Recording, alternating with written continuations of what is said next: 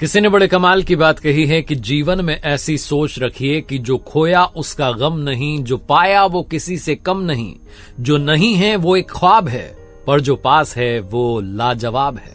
नमस्ते, मैं हूं आरजे कार्तिक। एक बड़ी छोटी सी कहानी सुनाता हूं एक बिजनेसमैन की जो अपनी विदेश यात्रा से वापस लौटे और जिस दिन वो शहर में आए, जिस दिन उन्होंने एयरपोर्ट से टैक्सी की, वो अपने घर तक पहुंचे, कॉलोनी में पहुंचे, तो वहां जैसे ही वो टैक्सी से बाहर निकले उन्होंने देखा कि उनके मकान में आग लग चुकी है। पूरा मकान जो है जल रहा था। घर वाले एक एक करके बाहर चले आए थे। सारे घर वाले घर के बाहर थे और उस जलते हुए मकान को देख रहे थे। इन्होंने जैसे तैसे उस टैक्सी वाले को किराया दिया और वहीं पर खड़े खड़े रोने लग गए। रोते चले गए कि मेरे इतने सालों की कमाई सब कुछ जल गया, सब कुछ खाक हो रहा है, सब कुछ राख हो रहा है। बहुत जोर जोर से रो रहे थे। इनका बड़ा बेटा वहीं पर मौजूद था। वो भी देख रहा था कि पिताजी को क्या हो गया। कॉलोनी के बाकी लोग देख रहे थे कि भाई साहब गहरे सदमे में चले गए। उस बड़े बेटे को लगा कि पिताजी को कहीं दिल का दौरा ना आ जाए, पिताजी ज्यादा बीमार ना हो जाए। वो दौड़ के आया और कहने लगा कि पिताजी एक बात आपसे कहनी है। पिताजी ने कहा ऐसे समय पर क्या बात करनी है? फटाफट से फायर ब्रिगेड को बुलाओ। बोले हाँ, हमने कॉल कर दिया, आती होगी। हम कोशिश कर रहे हैं आग को काबू में करने की। आप मेरी बात सुनो। जब आप विदेश यात्रा पर थे तब हमने आपके पीछे से इस मकान का सौदा कर दिया था। अच्छे पैसे मिल रहे थे। वो सौदा सुनकर आप भी प्रसन्न हो जाएंगे। पिताजी ने कहा अच्छा, मतलब ये मकान तुमने बेच दिया? बोले हाँ। जैसे ही पिताजी ने सुना उनका रोना बंद हो गया। उन्हें समझ में आ गया कि अब तो खरीदार की चिंता है, अब अपना क्या लेना देना। मकान जल भी रहा है तो जले, अब तो खरीदार जाने, उसका पैसा जाने, उसका मकान जाने, अब तो हमारा इस मकान से कोई वास्ता नहीं। एकदम से उनका रोना बंद हो गया।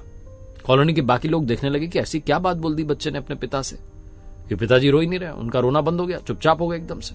और बाकी लोग जैसे दर्शक बनकर के देख रहे थे, वो भाई साहब भी वैसे ही अपने मकान को जलता हुआ देख करके दर्शक की भूमिका में आ गए। कोई फर्क नहीं पड़ रहा था उनको। तभी उनका छोटा बेटा दफ्तर से दौड़ा भागा चला आया और उसने देखा कि पिताजी आ चुके हैं। आकर के उसने प्रणाम किया। बोले पापा आप आ गए? बोले हाँ हाँ मैं आ गया हूं। छोटा भाई जो था बड़ा पैनिक में था कि देखो पापा क्या हो रहा है, ये क्या होगा, हमारा सब कुछ, सारी सेविंग सब खत्म हो रहा है। पिताजी ने कहा अरे क्यों परेशान हो रहा है, इधर आ मेरे साथ। साइड में लेकर के गए। उससे कहने लगे तुझे तो पता ही होगा। बोले हाँ हाँ पापा, इसका हमने सौदा कर दिया। बोले तो बस बेटा फिर क्या दिक्कत है, खरीदार जाने, उसका काम जाने, अपना क्या लेना देना। पिताजी बड़े रिलैक्स्ड मोड में थे। छोटे बेटे ने कहा पापा वो सब तो ठीक है, सौदा तो हो गया, लेकिन उसने अभी हमें पैसे नहीं दिए। अभी टेक्निकली मकान हमारे ही पास है, हम ही इसके मालिक हैं। जैसे ही छोटे बेटे ने बात बोली, पिताजी फिर से जोर जोर से रोने लगे। बाकी सारे लोग देख रहे थे कि अब छोटे वाले ने क्या बोल दिया कि इनको इतना रोना आ रहा। बहुत छोटी सी कहानी है। वही भाई साहब, वही जलता हुआ मकान, दो परिस्थितियां और दोनों में उनका रिएक्शन अलग अलग। जब उन्हें पता चला कि मकान बिक गया है तो नॉर्मल हो गए। जब पता चला कि पैसा नहीं मिला है तो फिर से रोने लग गए।